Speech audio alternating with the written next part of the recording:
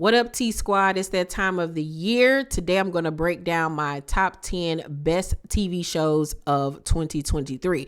But you know me, I couldn't just narrow it down to 10. So today I'm going to do my top 13 favorite shows of 2023. Let's get into it.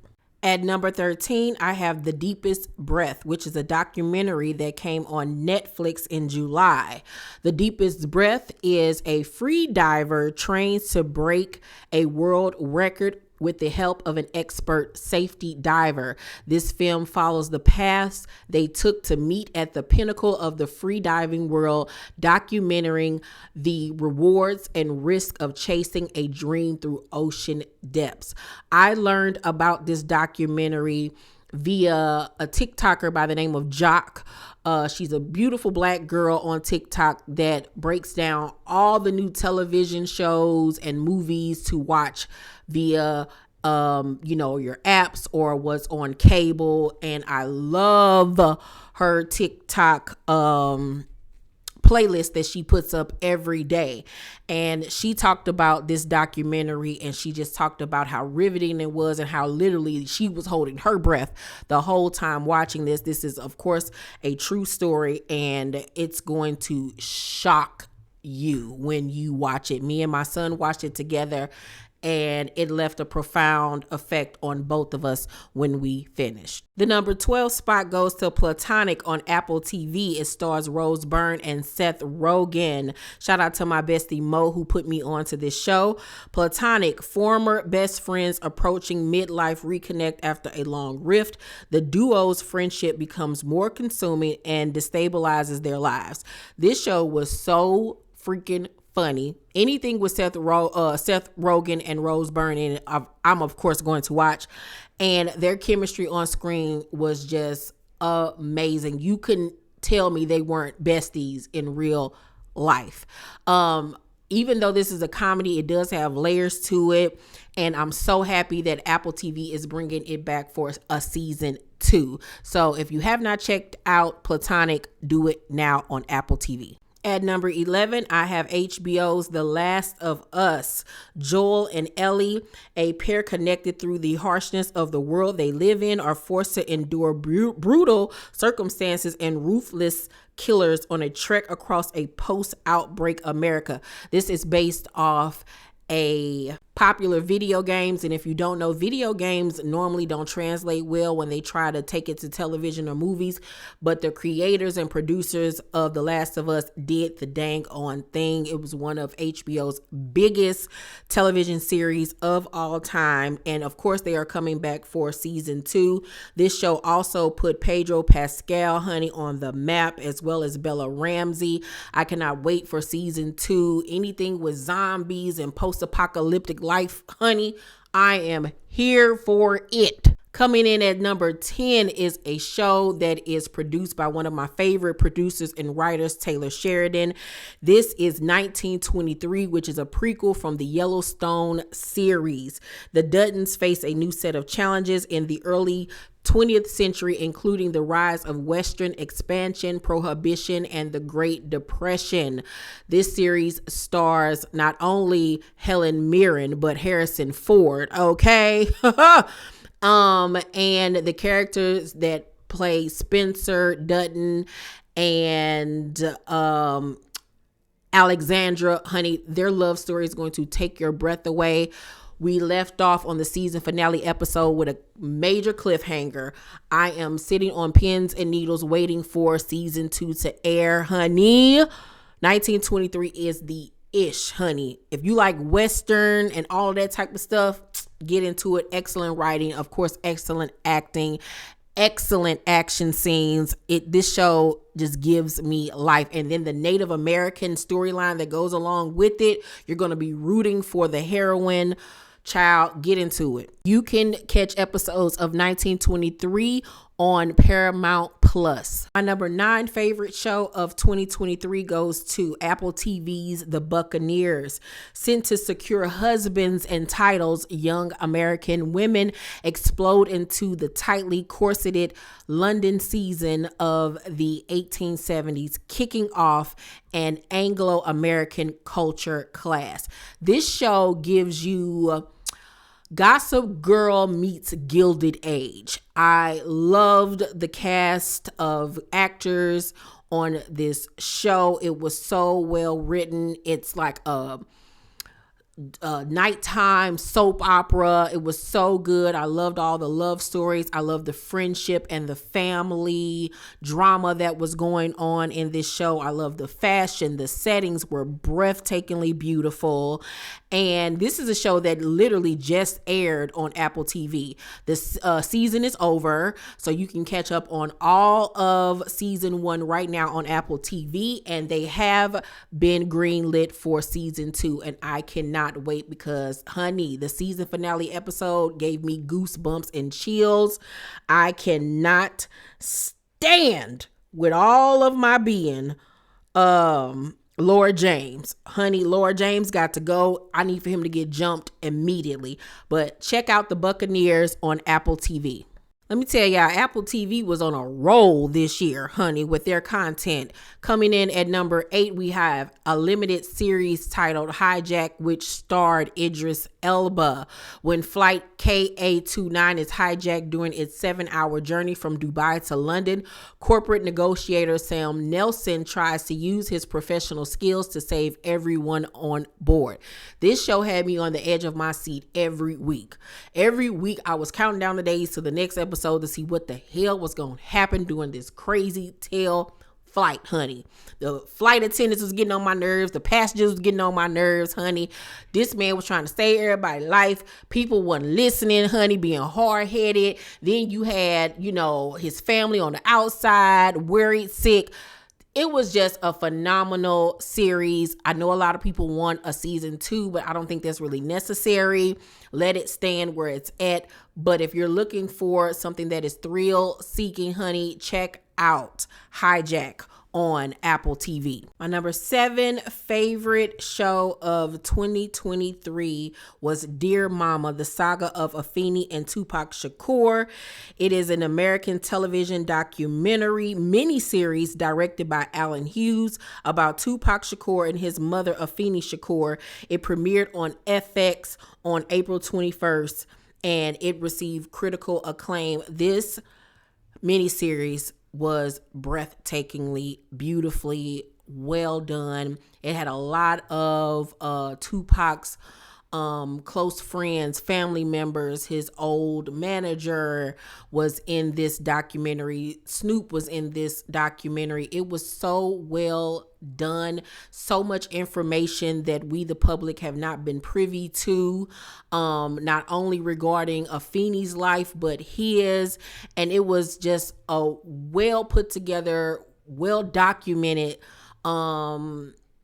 show of his life and his mother's life, and it tells everything and then some. This is a must see. If you don't know much about Tupac and you want to get to know about Tupac and Afeni's life, check this out immediately. You're going to get your whole entire life. It will make you cry, especially if you're a Tupac fan like myself.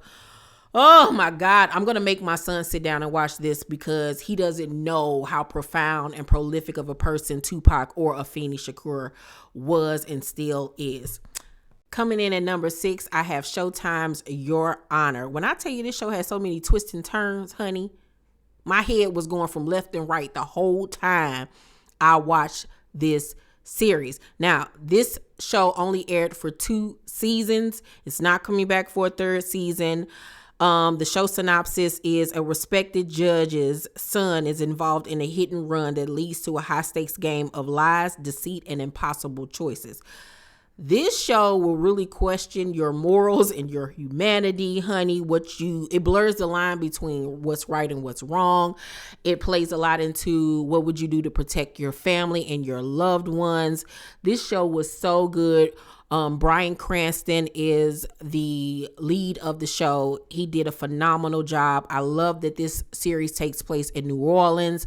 So you get to see the snooty side of New Orleans, the hood side of New Orleans. It's dealing with culture clashing as far as, Black New Orleans, white New Orleans. It deals with the mob and gangs. Like, this show was everything and then some. I got my whole entire life watching Your Honor. So if you have not watched it, watch it now, binge watch it, and tell me what you guys think. My top 5 best television show of 2023 goes to season 5 of Love Island USA. When I tell y'all, this cast of singles showed up and showed out. I thought nobody could beat season 4, but season 5, oh my God, it was the ghetto and I was here for it.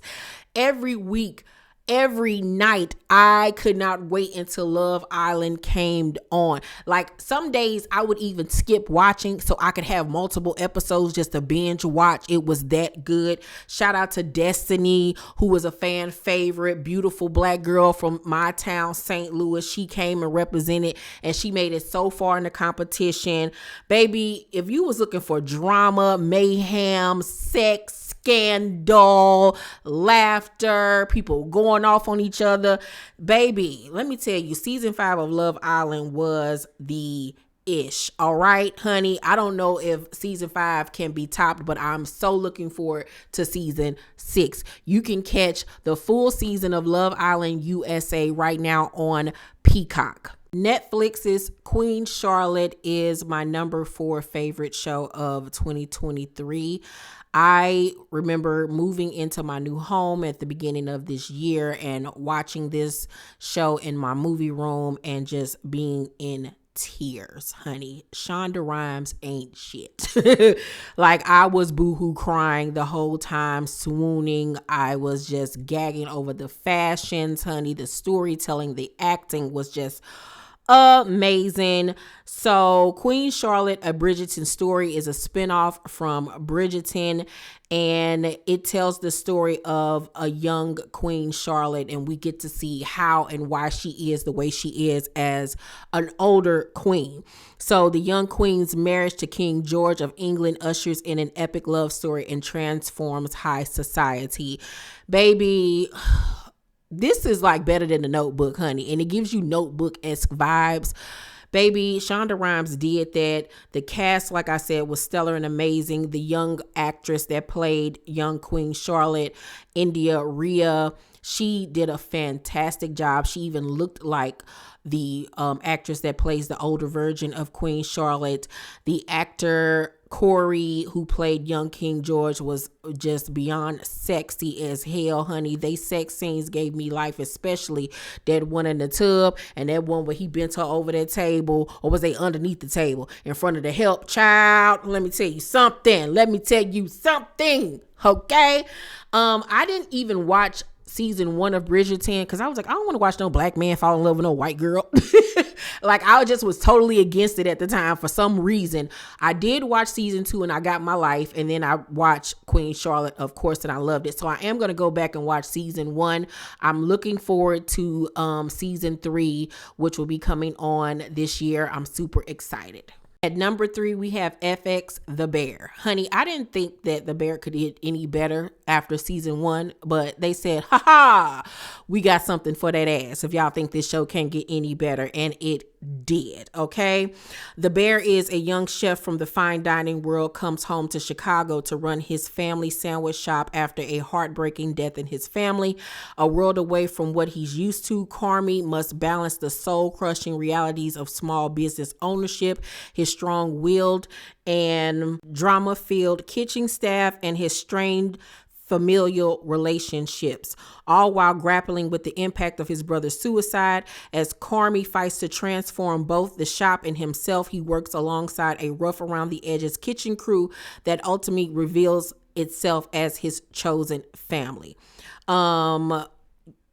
Baby, there's not even really much I can say about The Bear.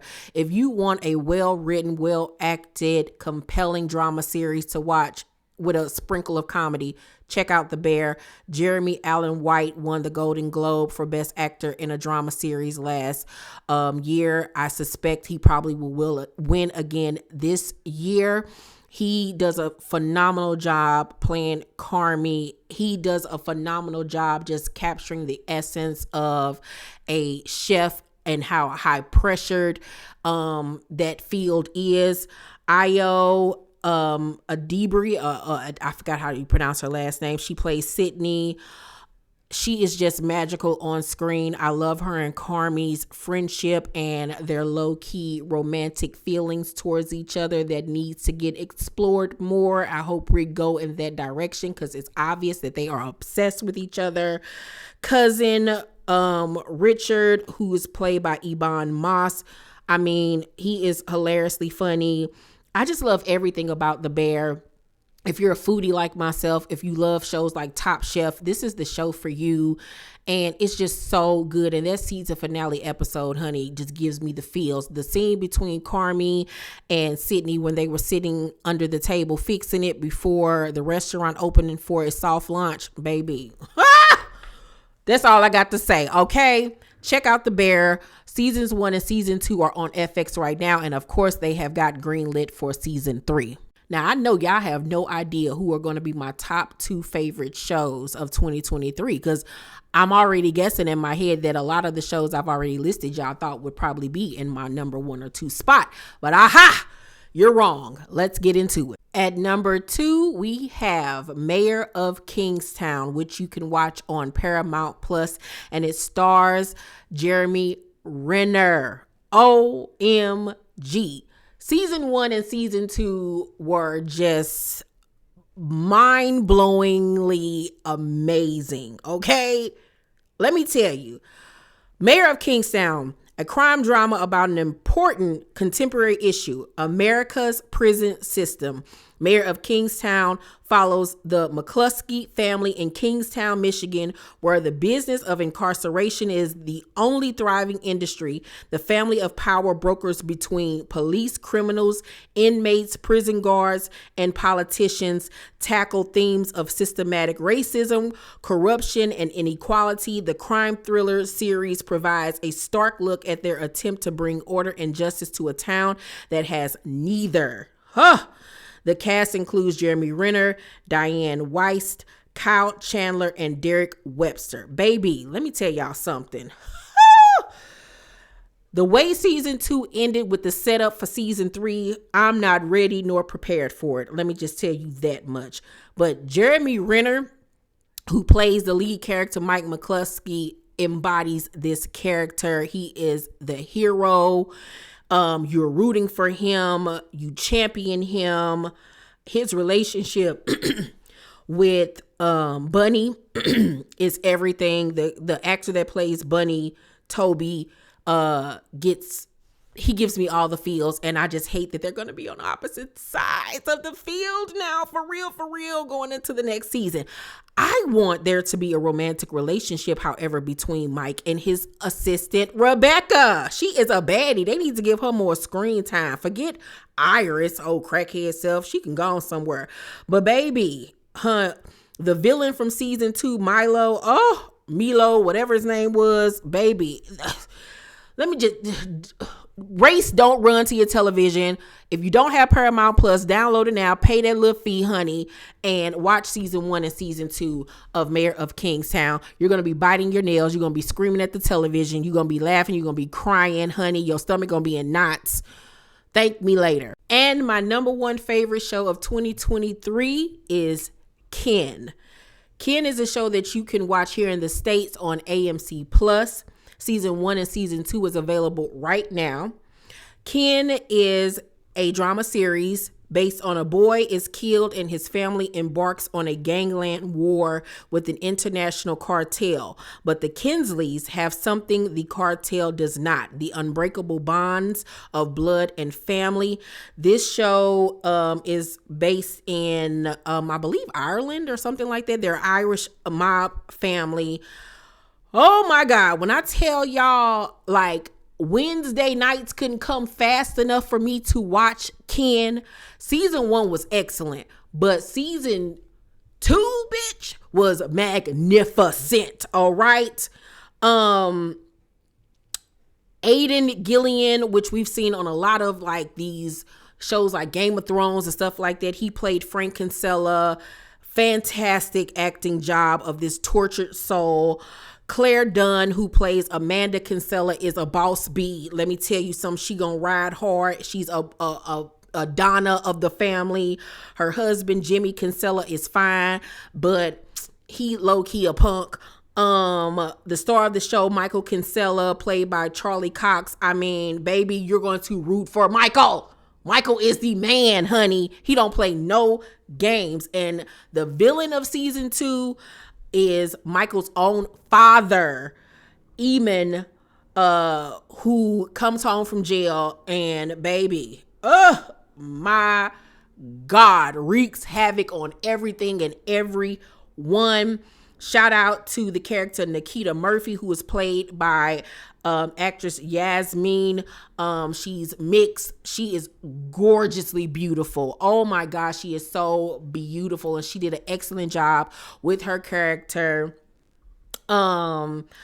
Goggins, their aunt, played by Maria Doyle Kennedy. I mean, she did a standout job. I mean, the whole cast is just stellar. But this season dealt with more familial drama, and the like I said, the drama was really coming from inside of the family, but they still had outside ish that was going on with another bigger cartel family. Oh my God. Girl. That's all I got to say is girl, okay? Girl. And let me just say, the last 5 minutes of the season finale had my jaw on the floor. I did not see it coming. I was not prepared. Season 3 can't get her fast enough. Let me tell you that much. Check out seasons 1 and 2 of Ken on AMC Plus. Baby, y'all need to pay me. Send me a cash app for even telling y'all about this show, because it is phenomenal, fantastic, magnificent, all of the big words, okay? Y'all let me know down below in the comment section what y'all think of my top 10 best shows list of 2023. Were any of your faves on this list? Y'all tell me some of y'all favorite shows that I can get into as well. I love you. Thank you so much for watching this video. Make sure to thumbs up this video, like and subscribe, and hit that notification bell button. I love you guys, and I'll see you on the next video. Bye.